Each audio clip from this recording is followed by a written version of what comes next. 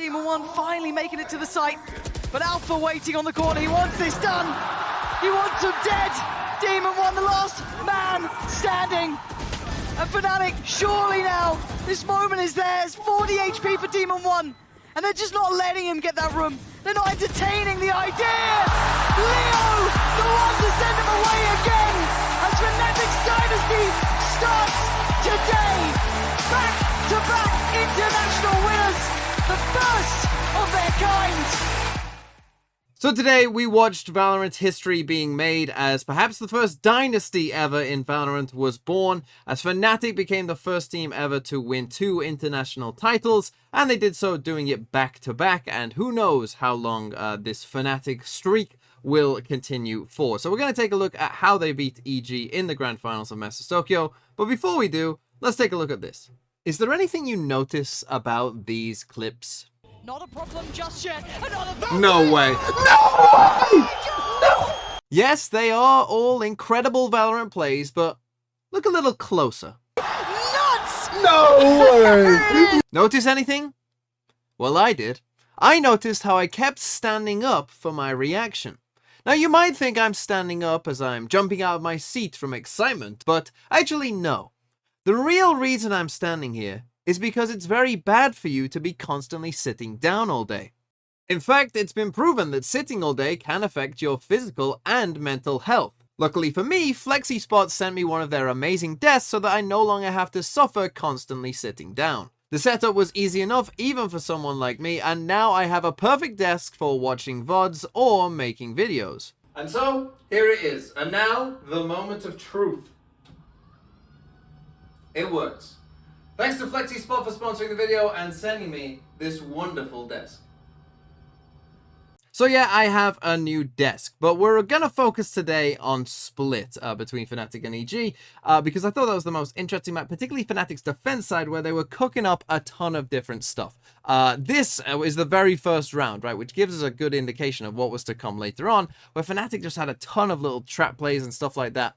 And this one in particular is pretty interesting, because what we've got here is we've got this camera set up in towards vents, and this is quite a normal camera here, right? This is quite a normal camera that you will see, and you know, it's very good for these trap plays where this camera can just see, you know, kind of the feet of people just kind of around that area, and then, you know, when you see them, you can then just basically just send a ton of util in towards them, right? So in this instance for Fnatic, what it's going to be is it's going to be a stun, we're going to get a nade, we're going to get omen flash, we're going to get a breach aftershock in this corner as well, right? So we're just going to send a ton of utility at them, but you might notice that there's something a bit weird on the map, and that is this smoke.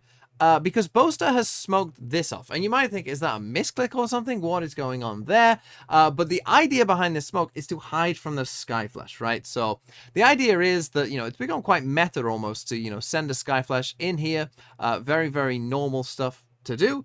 EG in this instance actually don't do that, but you know, this has become a very normal thing to do, and Fnatic obviously want to pretend like, you know, there's nothing here, right? Like, oh, don't worry about it, there's no one here, but really there's, you know, a lot here and you're about to get destroyed. That's what Fnatic want to do. You know, the flash doesn't come out, so the smoke ends up kind of, you know, not really mattering too much, but it's a really nice idea by Fnatic to, you know, really try and catch EG off, making them think that, you know, this area might be a bit free and, you know, other areas might be contested instead, but then really spring the trap. Unfortunately for Fnatic, things aren't going to go perfect. You know, Ethan's going to find the Skydog, which is going to stun Boaster in this, and we're going to end up in a 3v3. If EG have learned their lesson and what they have in store for us here. Even see a little bit of a switch up here, Yeah. a geeky little setup with the smoke as well. What is this? That's so weird. Okay, I mean, that's not gone well for Boaster, but luckily, Chronicle's absolutely nuts. Ethan desperately hold doing up. some chip damage, and actually it's Boostio to take down Durka, so Chronicle has to respect this. And so we've ended up in this 3v3, and well, normally a response to, you know, some kind of big aggressive play like that or something like that, right, is to go pretty quick. And so Demon One has quickly taken this B main control and is kind of ready to come towards the B site. And I think his teammates here are, you know, trying to join him. you know, to try and quickly get onto this B site. Maybe even try and chase Chronicle down, right? They've seen him. Maybe they think they can go and get that kill. But when they don't find Chronicle, you know, straight away, I think they maybe realize that, you know, the timing maybe isn't perfect for them. They don't know that there isn't someone else on this B site as well. So they kind of have to just slow it down ever just a tick. And then this smoke is going to fade at a really bad time for them, as you'll see just here in a second, where that smoke, you know, falls and then Boostio dies there to Leo. So we end up in a 3v2. Demon 1 breaks the trip just here. Ethan will be able to make his way onto the B site with the dog kind of chasing behind him. And we end up in kind of this 3v2 where Fnatic have a decent idea of, you know, where these players are because, you know, one broke the trip and then, you know, they just caught Ethan with the dog just there who's now planting. Now, there's also going to be a crucial decision made here, which is Leo coming back on the flank here in mid. From mid, sorry. So he's going to come on the flank in towards B main, and you know, now we end up in this 3v2. But what I want to highlight in just a second is this, because Chronicle is about to stun on Ethan's position just here. So the stun comes in just there. You can see it really nicely just there, and you see that Ethan is looking towards B main. Now, here's the thing. Ethan, as we'll see in just a few frames, starts looking towards B main, because if you were ever going to swing from B main, you would swing with this stun. Right, you would think, I've just planted, you know, this guy's planted the spike, he's now stunned. If you're in B main, you swing now if you're Leo, right? But Leo doesn't swing. And because Leo doesn't swing at that moment, Ethan thinks, well, there's no one in B main then, right? Because otherwise, they would have swung with the stun. It wouldn't make sense to, you know, wait. But that's the thing. That's why Leo, you know, it's kind of like a giga brain, you know, well, I won't swing with the stun, and then you won't expect me to be in B main, and then I'll swing, and you're going to see that he picks up a free kill from that, because Ethan then, you know, starts to turn his attention towards Hell instead. You see he starts looking this way, and then Leo picks up a free kill. We end up in a 3v1 for Demon 1, which he's not going to win. I don't know about Demon 1, but he is going to have to do something heroic here. In a 1v3, first low, that's Chronicle gone, the rest not sitting so low, but just above. Alpha finds him, takes him out. Fnatic going to be winning the pistol here. Now let's skip ahead a couple rounds to round number 5, where we're going to see another kind of counterplay to what EG are doing, because again, with the comp that EG are playing, it's very, very common to target this kind of area towards a ramp. This is a very common area for this comp to try and exploit and explore. And so what Fnatic have done is they come up with a setup where if they hear, you know, any blastbacks or probably anything, you know, kind of definitive that someone is, you know, coming up towards ramp just here, then what they're going to do is pop a breachel across here and, you know, stun anyone coming towards a ramp, and then Durka and Leo can swing off of that and pick up a free kill. And they do pick up a free kill. The problem is that Jorgmo throws a nade against the wall, so as Durka is trying to get out, he's going to die to Jorgmo, who is long dead at that point. Now he's starting to address those problems. They've got a different look for you. Oh, Fnatic is so ready for this. Durka wants to just get into it. He's got one down. Jorgmo goes off, right back into the paint shell from the grave. Jorgmo drags him down with him. So we end up in this 4v4, and EG start to make their way back towards sewer, but they very quickly decide, well, we don't know what's going on in the rest of the map, so let's just stick it towards A and, you know, go for basically an A play. And you'll see here they start to come back up towards, you know, ramp again and basically go for kind of, you know, their initial idea, essentially, it looked like, but just doing it a bit slower as they wait for this smoke to fade. But unfortunately, they're going to, you know, get seen pretty quickly, and Fnatic have rotated 3 players across here. One other thing that I must note that Fnatic are doing whilst, you know, we wait for EG to come up towards ramp here as the flash comes out, is that they changed the Cypher setup. You know, it was very common for Fnatic to just sit here with the Cypher setup always on towards A. In this game, they did sometimes, you know, bring it across towards B, just changing up a bit, which I liked because I feel like they needed to do that a bit more, you know, just be a bit more unpredictable with what they were doing. But the Seekers are going to come out here from Leo, and obviously they all see that, and Boaster just basically follows the line of the Seekers, right? He basically just shoots where the Seekers are going and finds a kill from doing just that. So we end up in a 3v4, but then from this point on, as EG, you know, start to come in towards the site just here, just take a look at the utility that we're about to see from Fnatic in these last couple of kills, because we're going to get a flash here from Chronicle, who's then kind of, you know, somewhat isolated alone on the site, but Boaster is more than ready to come and flash for him, and then the stun from Chronicle at the end as well. Just every kill is made so much easier by Fnatic's great utility. Proponent of this round looking maybe a little bit more competitive, but Chronicle on the side can advise some time. Gives himself the angle and gives himself the fight. The paranoia sent in is perfect. Ethan goes down, and EG now just being bullied around the map. They can't get past ramp. They can't get past Chronicle. And now let's come to round number 9. And again, it's difficult to fully appreciate all the things that Fnatic we're doing in this game if you aren't aware of some of maybe Fnatic's tendencies. We talked about it with, you know, the Cypher sometimes being over towards B rather than just sticking on A the whole round. But this is another great round where you see just different things from Fnatic that they don't really show too often. For instance, Boaster is doing this one way in B main. Now, that's very common. Boaster will do this one way most rounds, I would say, in B main. But a lot of those rounds, he'll be on his own and he won't be heavily defending it, right? He'll be, you know, maybe he'll put down the one way and actually just retreat a lot of the time as well. But in this game, I think more than others, they showed this kind of, you know, more willingness to defend it with multiple players, right? To really heavily defend B main. You see that we got the Sky Flash coming out here. Durka's going to be with Boaster, who's going to TP into this corner. And they're saying, you know, we're really going to defend B main. Now, another thing that obviously all the trap plays we've seen thus far from Fnatic, one, you know, idea behind that is to try and deter, you know, these duelists, these two duelists that EG have from taking fast space. Now, you know, we saw in the last round where Jogmo's blast back in ahead, he gets breach ulted on his own, he dies, right? But it didn't really deter EG too much, as you'll see, because what you're going to get here is you're going to get an Astra Suck with the nade here as well, and Jogmo blast packing up. Then they're going to Skydog down here as well, and Demon One is going to follow the dog, right? So you're going to see here we get Jogmo going for the blast back there with the Astra Suck and the nade, and then you got the dog coming down here, and then Demon One's, you know, fast following this as well, and he gets all the way pushed up into heaven just here. And now what you see, though, is great utility coming back from Fnatic to push this back, because you're going to get the Omen Flash and a Pain Shell coming out here, forcing Demon One to dash away from it. Really, really good stuff from Fnatic. There goes that Omen Flash. There goes that nade running right on Demon One's feet just there.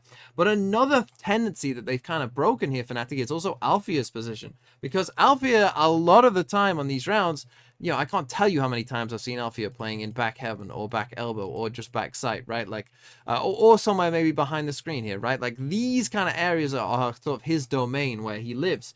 But this time they've gone with a different setup. They've actually got a cage thrown down here, and he's pushed up with this Viper Self with an aggressive camera here, with the idea of this camera being that it can look over this wall, so that, you know, if there is any lurk play here towards A, you know, Althea knows about it and maybe is even ready to swing on that and, you know, kind of, you know, get a free kill potentially. And as we run this round forward a bit more, what we'll see here is the EG kind of pressure both sides of mid. Demon One, you know, gets a bit of a headshot there through the wall from Durka, but now you get Calm kind of walking up here. Now, Althea isn't actually on his camera at this point because they're a bit worried about this Vents push because they've lost this control, and the trip has also been destroyed here by Jogmo. So EG do decide to come down towards Vents and come towards Chronicle, who is then left, as you see the Skydog coming out from Fnatic. Chronicle is left in that terrible situation on this map where you're staring at the ropes and you don't know which rope they're going to pop up from, and unfortunately for Chronicle, he picks the wrong rope and he actually dies here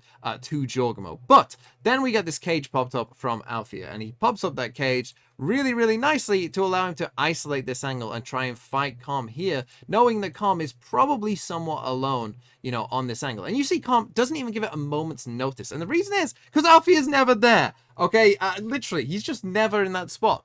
And so it's a bit of a surprise, right? Boaster then also uses Omen ult to get back on deep onto the site, and that gives, you know, a different angle that, you know, they're clearly aren't expecting. And again, the Cypher is up here. So at this point, EG are probably feeling like, oh, yeah, you know, site's free. We're cool. We're chilling. But Boaster is here with this Omen ult, and that gets him a kill as well, right? So really, really good stuff from Fnatic because they get that kill. Now, he's not quite aware here of Jogmo coming around the screens, but we end up in this 3v3. Now, this is about to be one of the craziest outplays you will ever see. Okay, this is one of the biggest brain things I've ever seen in a game of Valorant. Because keep your eye on Durka, right? Because here again, we talk about tendencies, where Fnatic know that Boostio is often going to be a common look. Anytime that they come towards A here on split EG, Boostio is going to be doing this, or he's going to be doing this, and he caught Fnatic out a couple times in the first game that you know, this happened against them when these two teams played on this map. And you see Durka kind of knows that he's there, and he's looking around, he's looking for it, and he spams the screens there. Okay, and he spams the screens from heaven. The idea behind that is then he instantly turns around because he's trying to bait Boostio into thinking that Durka's about to come onto the site. And oh, you found your lurk timing. I was spamming at screens. but Durka knows that he's there. And then we end up in a 3v2 after Durka gets this kill, and Alfia manages to clean up from that point. By the way, he's trying to bait out Boostio, and he's done it. He's going to catch him. That's the lure gone. God. And now down to the two, Jorgamo and Ethan. Gonna need a big round from Ethan here. 6 seconds on the flash, but it's actually Jorgamo to deliver. Needs nothing short than an ace. But Alpha controls it at the very end. Doesn't drop the ball by any means, and Fnatic pick back up. It's 6 now. And then finally, let's finish with round number 12. And I talked about how Fnatic aren't really that aggressive most of the time. In towards B main, well, this round was not the case, because you're going to see them push out of B main, or not all the way out, but, you know, they're going to really push hard here in B main, and we're going to get a ton of Util, Oma Flash, you know, Skydog, Sky Flash, Breach Stun, Raise Nade, like basically everything, right? It's just going to get sent here out towards B main as soon as they realize that someone's there, and they're going to fight this very, very, very hard, and they managed to come out of the situation in a 4v3, and then on the other side of the map, again, we've got this Alfia setup with the camera looking over the wall, knowing that someone is always here, and, you know, it's going to be calm pretty much all the time as soon as you see that wall, and again, Alfia is going to spot him with that camera, and then he's going to punish again. That you just haven't seen this from Fnatic before, where Alfia comes behind Com and finds that kill. Look at the minimap. Chronicle set up with the fault line once again. Yep. Pain shell in, they're committing, they want this fight there. Dirk has got 2 dead. EG, they're strewn across the ground. Information now noted, and Alpha starts to hunt. Is Com going to expect this? He looks none the wiser. Oh, Alpha. This man has controlled half of this map. So we end up in a 2v4, and Alfia's decision here is really interesting as well, kind of noting that, you know, both these players are going to be over towards B. He actually comes towards sewers instead. They do see Boaster jump peeking just here, but obviously in this 2v4 it's very difficult, and so they just try and, you know, take their chances in this fight. But you'll see that again, the utility from Fnatic on the second kill, the flash round here, Chronicle as well is here to support, and so it's just too much for these final 2 EG players. And Fnatic again once more show that they were just the best team in the world right now, and you know, they just have those extra layers to their game where, you know, they have the reads in this case, and they were mixing up their setups a lot in this game, and that managed to see them over the line to become arguably the first dynasty in Valorant's history. Here in the control that Fnatic have, Boostio. Catch on, Chronicle not spotted, and will punish for it. Ethan though, first response, there with the follow-up. An 8-4 half for Fnatic. Every time you take a step forward, every time you think EG again a little bit closer, you rolled your mind back to the last time they met on this map, you thought, okay, this was a good map for them. They had that really competitive side. Fnatic elevate. They have that extra depth to go to, that next look to lean on.